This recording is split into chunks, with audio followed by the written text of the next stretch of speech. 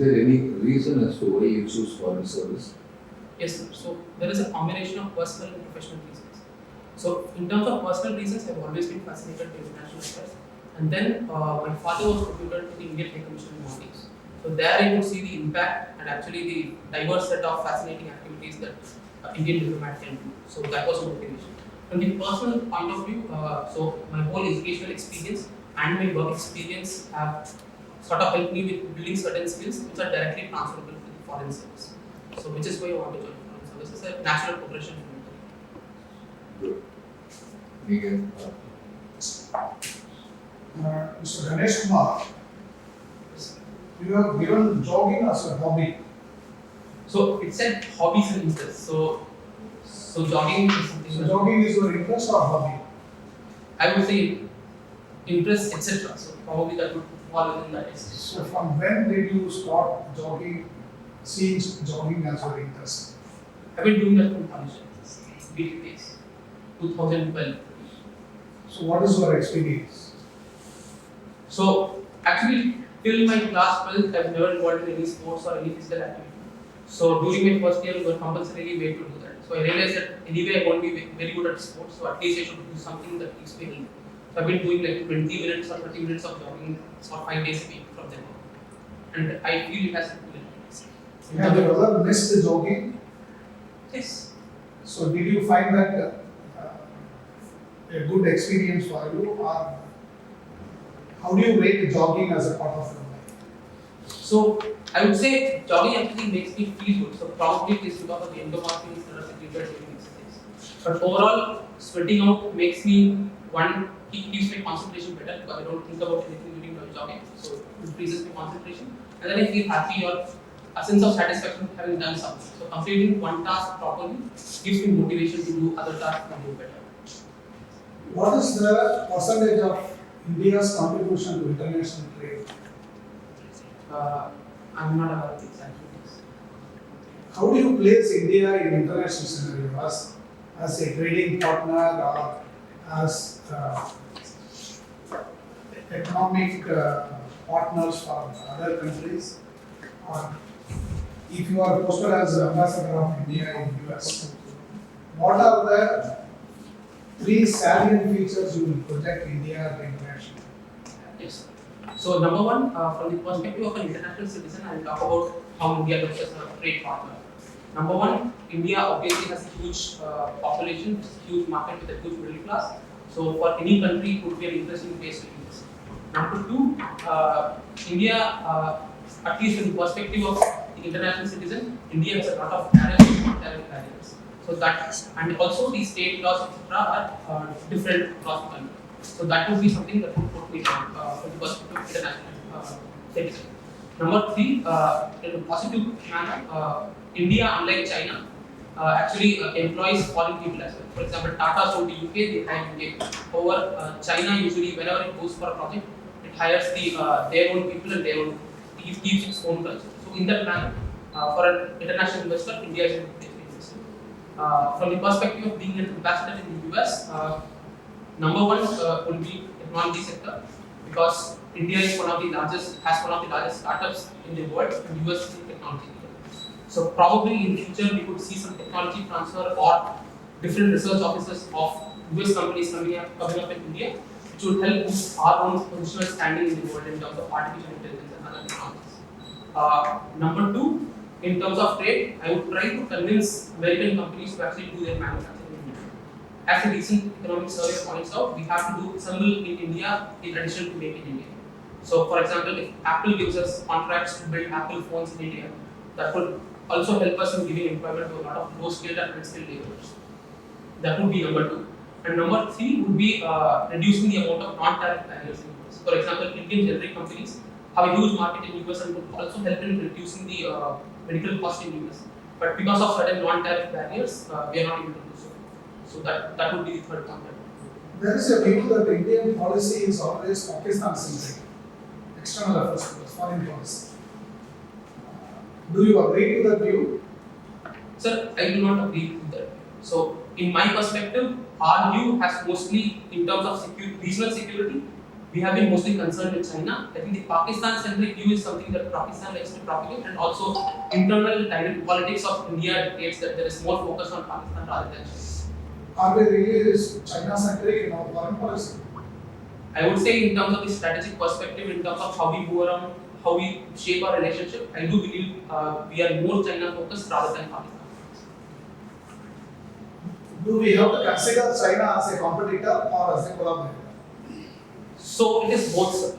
So in terms of a competitor, we are, because we are looking for the same export markets, we are looking for the same low skill jobs, and we have stake in being a regional power in Asia.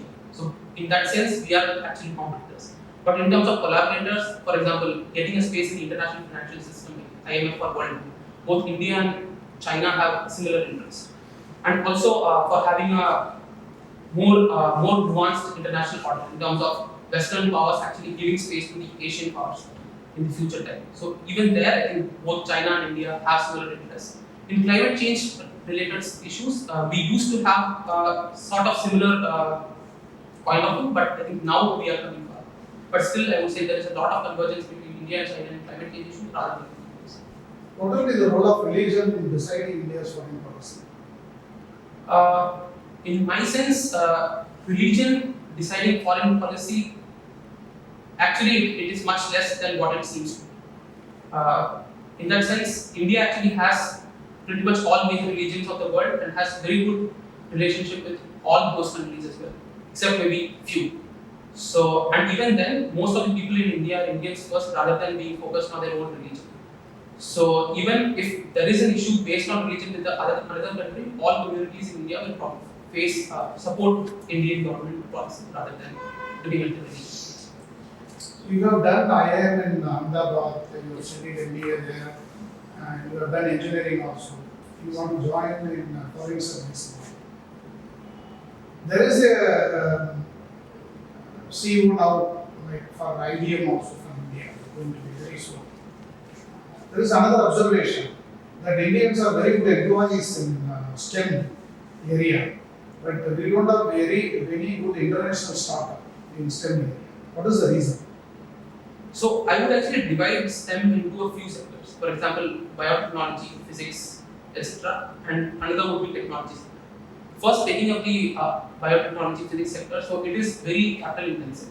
So to do research in biotechnology, you actually need a lot of startup capital, and India does not have as good a venture capital system and as bigger market as US to do it successfully in India. So that is a natural barrier.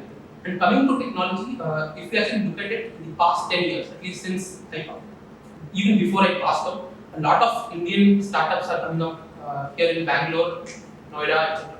And even if we look at US, for example, the company I worked for, so all the 5 founders were Indians who worked in Google, Facebook, Oracle in US. Then they came together to have a startup in Silicon Valley, and then they opened their second research office in Bangalore. And all this happened simply because they are Indians first. If Google has an office in India, but it does not do cutting edge work, similar to what is done in Mountain View in California. But in our company, the work in Palo Alto, US and Bangalore, India are pretty much similar. What's the volume of your company? Sir? What's the volume of your company? What's the volume of Google? He's talking about that. Yes, He sir. says in transnational corporations, we really kickstart and then we are the engines of the corporation. But we are not in the driving seat. Yes, sir. So, for example, till 1990s, we did not actually focus much on it. Mostly even our technological management institutes were more geared towards producing people who can work within India rather than not being in research. So it is only after 1990s that we started focusing on research, and I think it's a slow process. America started it very early, so they are ahead. We started and we are doing well, and I hope that in the next 20-30 years we'll be equal to America. Even China was in that space near 1990s. But they grew up and now Baidu, Sinaweka, Tencent, etc. in a position where they can compete directly with American companies. What kind of foreign policy would you prefer for India? So, for foreign policy, so in different segments, I think India should frame its foreign policy in a way that satisfies its own interests. For example, in trade, we should bargain more for a rules-based trading order based on WTO. So we should try to avoid protectionism across the world so that we have a large global market which we can export to and give employment to our people within India. In terms of security, I think we should look for a multipolar world and a multipolar Asia. In today's papers, one opinion is that protectionism should be done for some more years. Only by that we can grow. So, Is that accurate? What do you think about it? sir, so protectionism, I wouldn't give a blanket statement as to whether protectionism should be there or not. So protectionism is something that is to be done for a very short while and depending on industry to industry. For example, let's take automobile industry. I think we did a good job protecting Bajaj EVs, etc. And today they export all over the world. Well, Pakistan did not support any of its local manufacturers, and it does not have any. So in that case, but I feel that we gave them protection for a very long time. If we had stopped it earlier, they would have been more competitive earlier. But let us come to technology sector, where the capital investment is very low, quality of manpower is almost similar. So in that case, we should actually let them compete to improve their quality and be world leaders. In our foreign policy, are we moving towards PSC? Compared to 1990 when we were close to USSR, yes, we are closer to US today, but I would say this is a balanced relationship. So it is not as if we are tilting towards one. Like I said earlier, we are looking at a multipolar world where we want good relationship with each major power. How will you improve relations with Pakistan? Sir, first, Pakistan, I would say, is an ideological state. So the identity, and especially that of the army, is wholly based on security from India. So from that perspective, I'm not very optimistic for the next decade or so. But overall, I think India's strategy should be to ensure that any action that Pakistan takes that imposes a cost on India has a retaliatory cost on Pakistan, especially the army, while not alienating the Pakistani public opinion. For example, if there's a terrorist attack in India, probably we might covertly attack some bases of Pakistan directly without giving it. Does public opinion of Pakistan play a major role in the policy of Pakistan? As of today, I don't think so. So mostly the policy is controlled by the army, the religious leaders, and the landlords and crony capitalists in Pakistan. Public mindset will not change.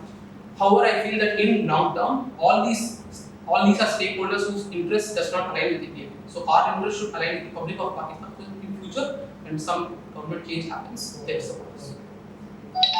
I just want three issues which I have stated. There is more incentive for an American company to invest in India as compared with China.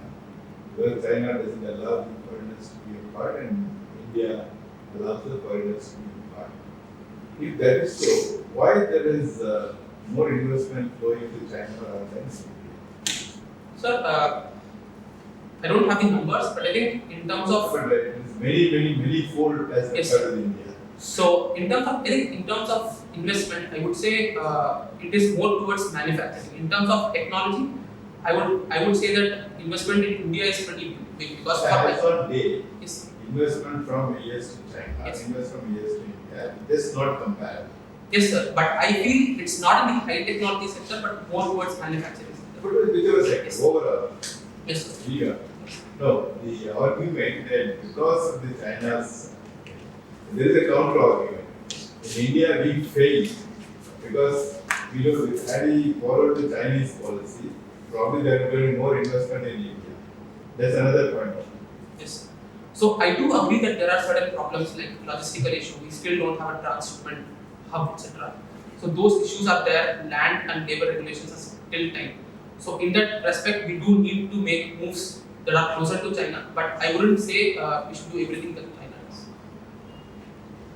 Now, second issue about the protection. Yes.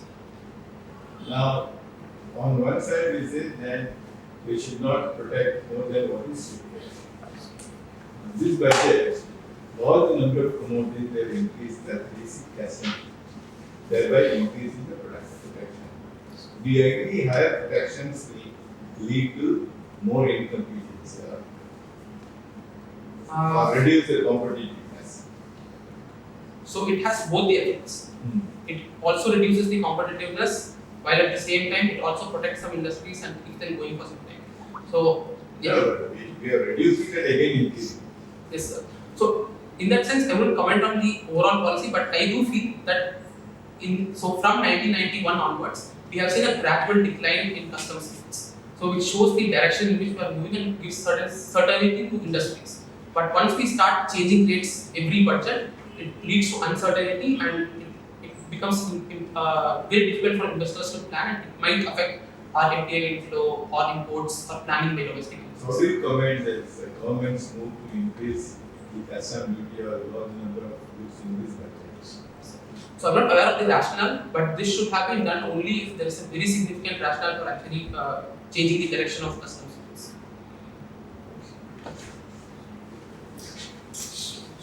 So whenever I look into the map of Tamil Nadu, district is always called as a dry area. What is the reason? So apart from Vaigai, there are not too many sources of water, and even Vaigai is dry by the time it reaches Madurai most of the time. And then it is close to, for example, Rameshwaram, etc., is close to sea. So extracting groundwater also has its limits. And even then, rainfall is not sufficient to do 2 or 3 crops, which is the reason why we discarded it. So when I look into the literacy rate of, compare the literacy rate of all the districts in Kanyakumari always stands at the top. What is the main reason for this? So I think the main reason would be the historical context. So Kanyakumari district was a part of the Travancore kingdom, which had a very early tradition of giving primary education, etc. to its people. So I think this is borrowed from that tradition. So they had an early start during independence, and that they have continued on in that tradition. Is it the only reason or any other reason? So another reason would be that even in terms of per capita income, Kanyakumari district ranks among the top. So since they have more income, and income is correlated to investment in education. What is the role of missionary in reporting higher education? Yes. So Kanyakumari has a large number of Christian people, and church generally invests a lot of money in education, health, etc. So that is definitely a major reason for Kanyakumari. What is meant by deep learning? So deep learning is actually machine learning using neural networks whose depth is high. For example, in a normal neural network, maybe the number of states between the input and output maybe 2 or 3. Deep learning means the number of states is large and it's more complex. But there is no single concrete definition. It's just a perception that deep learning is much more complicated than normal neural network machine. What is beacons? So Beacons. B-A-C-O-N-S. Beacons. So I know the normal beacons are used to signal. I'm not sure. Oh. This is related to information technology. I'm not sure. Okay. So, what is the difference between lemma and theorem? So theorem is something that you state and it can be a proof is given of it. Lemma, I'm not sure. What is meant by box and whisker plot? Box and whisker plot. I don't really recall it.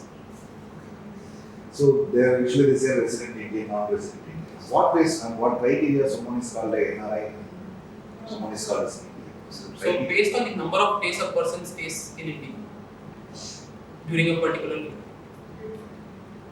In recent years, some 3 to 4 years back, there was one big case happened between the income tax department and the major players. Right? Whatever the policies, whatever the income tax acts, whatever they are bringing, we feel that it creates a hindrance for the major players like Amazon, Apple, many players to this. Though they are doing some businesses in India, but still, when we look into the tax collection part or the tax part, we always found to be very less payment has happened, though everything is happening here. So when we go for a policy to get the tax, we feel that one it will disturb our investments. Understand? At the same time, if we leave that one, then we are losing a huge revenue in India. So what is your idea that whether we can go stick with this GARS or whether we can take this companies in label? Okay, so I would divide the world into 2 parts. One is tax havens and then normal countries like US. So we should actually bring about a world order where major countries like US, China, India, etc. agree that this will be sort of the taxation policy for information technology related companies. And my sense is we should be tougher. So we generally hear that they make a lot of noise saying that this stops investment, but I don't believe that to be credible. So number one reason is India is a huge market and most of these companies cannot operate in China. So there is no way they'll let away Indian market. So we can actually be strict in terms of taxing them, but it should be fair and it should not be retrospective and it should be uncertain. So there should not be any confusion in the applicability of laws that it goes to the courts and takes it. But I do believe we should be strict and they should be charged taxes for the amount of business they do within India. I have just two questions for you.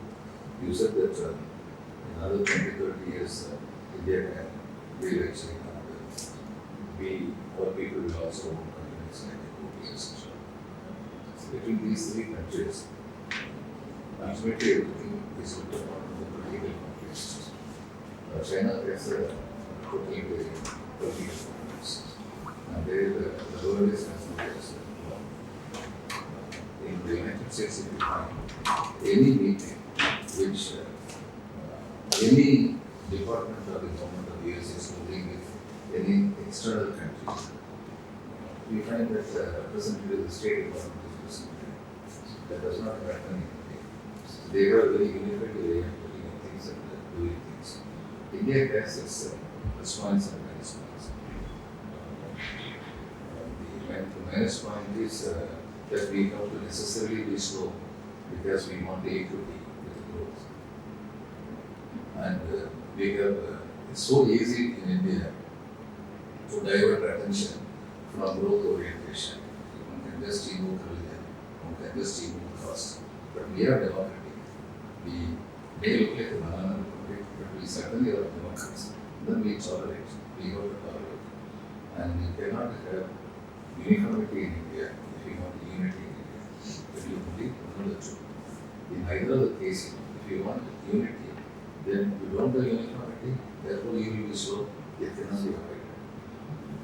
And how do you believe that given this scenario, in 20 to 30 years, India will be able to compete with the US and then it will be able to offset all the losses in economic development, etc. That it failed to meet the level of China. How do you believe?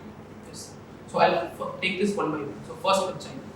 So yes, democracy has its cost in terms of being slow, but it will be slow and steady for a long time. So we won't have huge social activities. For example, let's take the case of China. So their financial structure is not known to the world. Their banks are supposed to be very weak, unlike India. So those might collapse anytime, and even if they don't collapse, the foreign investor confidence in their banks will be very low. So there will be some sort of adjustment in terms of what, for example, if they expect to make 6 rupees profit in India and 4 rupees profit in China, they would probably, 6 rupees in China and 4 rupees in India, they'll probably come to India because there is a certainty that they'll make 4 rupees profit. In China, they can't believe them. For example, the coronavirus thing. So it was earlier released, but the media was blocked in China, which is why it did not come out. Similarly, something might happen related to businesses. In India, every information comes out early. So they have quick warning systems for the international corporations. So they would actually, so international corporations would actually prefer stability and transparency over getting some cheap load or cheap labor. So in that context, I do believe India has a has a competitive advantage that can pay to its strengths. And second question is with respect to US. I do understand that US is very far ahead of us in terms of technology. But if we compare it to earlier cases, for example, for manufacturing, etc., it needed a huge economy of scale to actually to rise fast. So there is a natural limit to growth. You can't grow above 3 or 4% or 5%. But in terms of technology, all it takes is quality manpower, and you need right policies, and you need the right data, since data is important. So we already have a reasonably skilled manpower, which is being developed further. We have people who are trained in the US, in the best companies, who can come again and work in India. And then in terms of policy, we are already working. For example, Niti Aayog has a policy on blockchain, artificial intelligence, etc. So I do believe they are going in the right direction. We have knowledge transshipment centers announced in this budget. So that is doing well as well. And then in terms of data, India is getting digitalized very quickly. We have had huge successes in terms of government programs like Aadhaar, UPI, which are essentially technology oriented. So our government is capable of delivering in technology. So in that respect, I would say we can actually bridge the gap between US and India significantly as well. But I do agree that even after 20 or 30 years, there will be some gap between US and India because the gap is too large. Let me just more to do with the mindset. We seem to be very keen to be job seekers rather than job providers. There seems to be a basic problem. Because Within India itself, when I go to US, I find the Telugus are entrepreneurs, but the Tamils are only professionals who work under somebody. So, in general, Indians are not seen to be job providers, they seem to be job seekers. That makes the best to say. I admire your faith on Indian banks in comparison to Chinese banks, but me and Raghuram Rajan don't share that opinion. We have a different opinion. That apart. So my last question, what should be the policy of India's External Affairs Ministry? What should be the mandate given to India's External Affairs Ministry? So before giving the External Affairs Ministry a mandate, we should actually come together and figure out what do we want to do with India. So whatever we do externally has to be to support that policy to give a better life to Indian citizens. So that should be the only policy. And then To give a better life to our citizens. to our citizens. And how do you do it?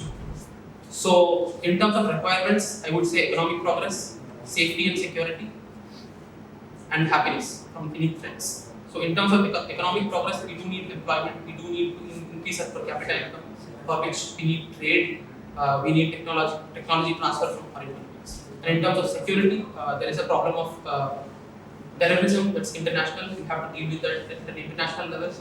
And there is a problem of regional security where we face threats from China and Pakistan. So that is also has to be salvaged. And number 3, in terms of happiness. So today, an Indian citizen is free, has a lot of freedoms, but he's not able to enjoy them for various reasons. It could be that he's living in a rural area where there's not electricity, etc., etc.